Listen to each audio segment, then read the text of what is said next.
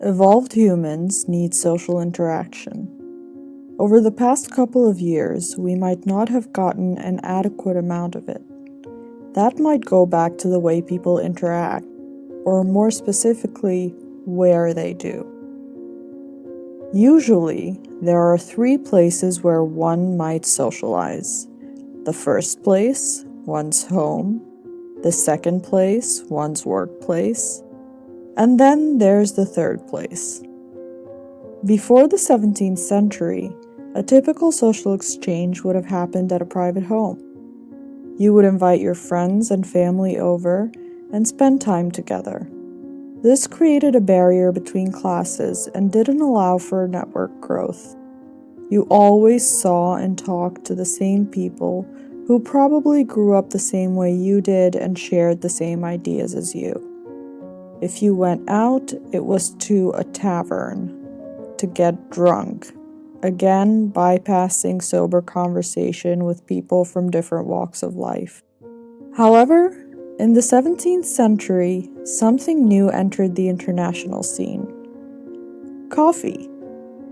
Although there is proof of the presence of coffee in African and Middle Eastern cultures dating back to the 9th century, it wasn't until the 17th century that coffee became a worldwide phenomenon, and the first coffee houses started popping up all over Europe.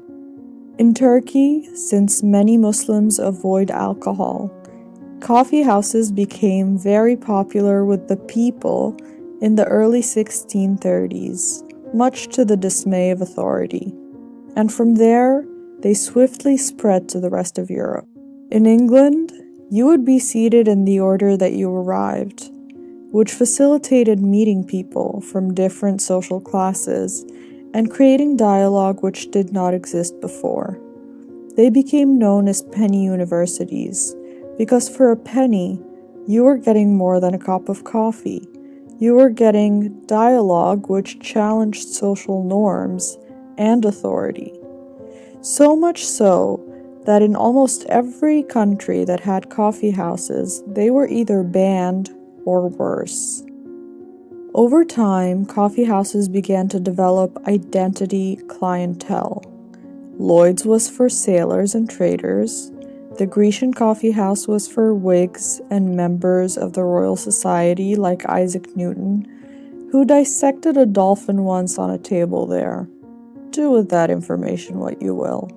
Will's Coffee House was for writers and poets like Jonathan Swift and Alexander Pope, and Jonathan's Coffee House was for stockbrokers.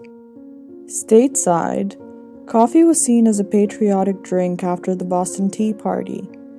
At the time, taverns served both liquor and coffee, and some taverns became known as gathering spots for patriots, with the Green Dragon Tavern being called headquarters of the revolution. In Paris, Café de Foix became the base for the call to arms to storm the Bastille, and the tradition continued during the Enlightenment with Café Procope, which still stands today, and which was host to the likes of Voltaire. And then, well into the mid-20th century, with the likes of La Rotonde or La Closerie des Lilas, both favorites of Ernest Hemingway and Gertrude Stein, among others. When Ray Oldenburg coined the term the third place in his seminal text, The Great Good Place, he lamented the disappearance of local gathering spaces, neutral grounds for people to come together that's not demarcated by status. With today's more transient and remote-oriented lifestyle, we crave connection through local spots that make us feel at home. But local businesses are facing challenging odds that altogether threaten the notion of local places created by the community for the community. What will it take to reclaim a more bottoms-up and community-driven approach to how third places get created? What will it take to radically increase the diversity of business owners who have a voice in our neighborhoods?